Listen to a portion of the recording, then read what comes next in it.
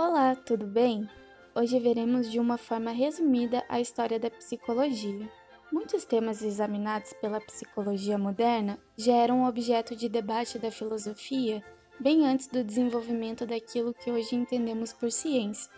Os primeiros filósofos da Grécia Antiga já procuravam respostas sobre o mundo que nos rodeia, como, por exemplo, Pitágoras, que considerava que o cosmo era regido por relações matemáticas.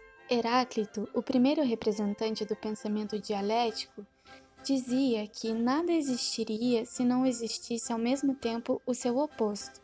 Hipócrates e sua ideia de relação entre os temperamentos e a biologia do ser humano. E Demócrito, com o início da concepção de percepção e da representação mental dos objetos. Todos eles deram a base para o próximo período, o período socrático, que por sua vez fizeram um grande impacto, tanto naquela época quanto hoje em dia. Vamos conhecer um pouco dos três maiores nomes da época e suas ideias. O filósofo Platão, discípulo de Sócrates, acreditava que o mundo que percebemos com nossos sentidos é um mundo ilusório. O mundo espiritual é mais elevado, onde o que existe verdadeiramente são as ideias, que só a razão pode conhecer. Aristóteles contribuiu com a obra Sobre a Alma, onde formulou teorias sobre desejos, apetites, dor e prazer, reações e sentimentos. E claro, Sócrates, com a sua famosa frase: "Conheça-te a ti mesmo". Porém, quando começamos a estudar a psicologia que conhecemos hoje? Calma, calma. Antes de entrarmos nesse mérito, precisamos analisar quando começamos a poder pensar livremente, pois existiu uma época em que o ato de questionar era proibido. Idade Média. As reflexões desenvolvidas na Idade Média não podiam de maneira alguma contestar a verdade divina. Porém, nesse período tivemos filósofos que são importantes até hoje, como Santo Agostinho e São Tomás de Aquino, cujas obras foram muito influentes no desenvolvimento da filosofia cristã. Com o passar do tempo, a relação do homem com o religioso foi se alterando profundamente, dando início ao Renascimento e à filosofia moderna. O Renascimento promoveu uma mudança significante no cenário da época e foi marcado pela Revolução Científica, que abriu vastas possibilidades para o conhecimento. E dentre os principais filósofos da época estão Nicolau Copérnico, que promoveu uma revolução ao dizer que a Terra é redonda e gira em torno do Sol. Giordano Bruno, concluindo que nem o Sol e nem a Terra são o centro do universo. Bacon, com seu método experimental baseado em acumular, classificar e determinar a causa dos fatos.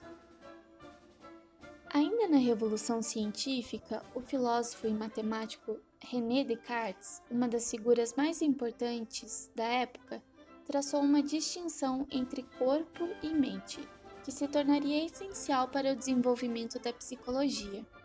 Descartes afirmava que todos os seres humanos tinham uma existência dual, isso é, um corpo que funcionava como uma máquina e uma mente pensante e imaterial.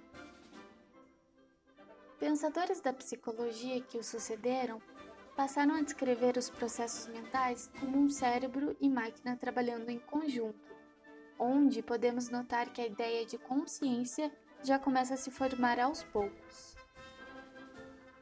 Conforme os anos se passaram, novas escolas foram se formando, a maioria delas se baseando em fatores científicos.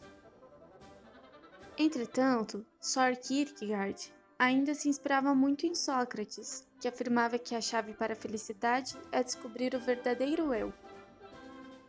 E isso deu abertura para que Kierkegaard abrisse a escola chamada existencialismo, que aborda como principal fator o autoconhecimento e a autoanálise. Até aqui já podemos ver que a mente do ser humano está cada vez mais sendo objeto de estudo para a ciência. Em 1822, Francis Galton proferiu a tese de que todas as características da personalidade elas são hereditárias, assim como a inteligência. Galton se usou como exemplo. Analisando sua árvore genealógica, descobriu muitos outros membros talentosos em sua ramificação, incluindo seu primo, Charles Darwin, pai da teoria da evolução. Com o tempo, cientistas começaram a perceber que a mente humana é muito mais complexa e fascinante do que se imaginava. Entre os anos 1860 a 1870, Jean-Marc Charcot, médico francês, ficou estudando a histeria, não para o fator de cura, mas curiosidade, e chegou à conclusão que quando as pacientes estavam sugestionadas à hipnose, demonstravam então que as mulheres que sofriam a histeria, uma doença bem estudada na época, paravam de demonstrar os sintomas, provando assim que a doença era mental, chegando cada vez mais próximo de descobrir o inconsciente. Mas calma que daqui a pouco falamos dele.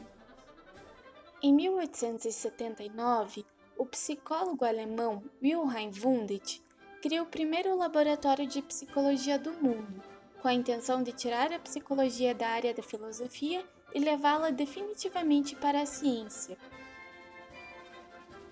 Na mesma época, neurologistas estavam bem curiosos sobre os estudos de Charcot sobre a histeria.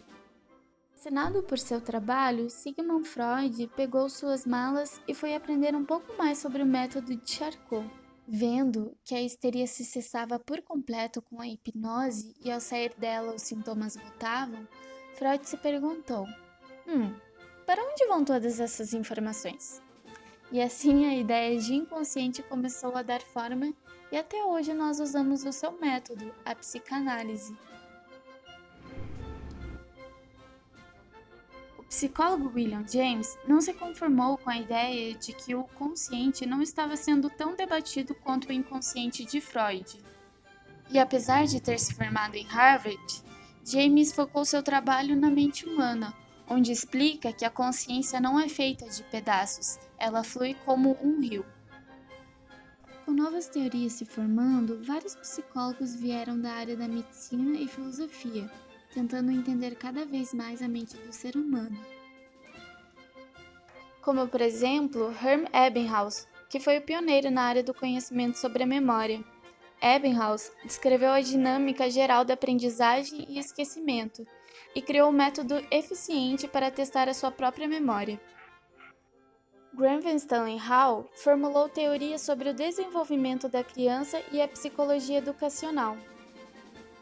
E Pierre Janet, que assim como Freud tinha a mesma inspiração, a descoberta do inconsciente. Behaviorismo. O fisiologista Ivan Pavlov observava a reação da salivação dos cães durante a digestão. Esse estudo o levou a perceber que, quando o cão era estimulado à comida, ele salivava. Percebendo isso, pensou que poderia fazer o cachorro pensar em comida, porém com outro estímulo, e assim nasceu o condicionamento clássico. Isso deixou a psicologia de cabeça para baixo, pois se de acordo com Darwin o homem é um animal, então os testes de Pavlov também dariam certo nos seres humanos. Inspirado pelos trabalhos de Watson e Pavlov, Friedrich Skinner propôs a teoria de que o comportamento é moldado por reforços positivos e negativos, dizendo que o objetivo do behaviorismo é eliminar todo tipo de coerção, transformando o ambiente e ajustando o que nos controla. E isso transformou a psicologia que nos molda hoje.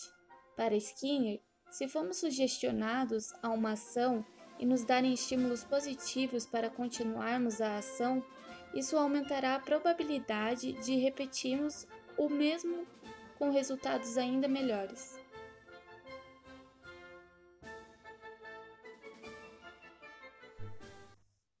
E assim a psicologia avança cada vez mais. Podemos ver na linha do tempo grandes nomes como Sócrates, Freud e Skinner.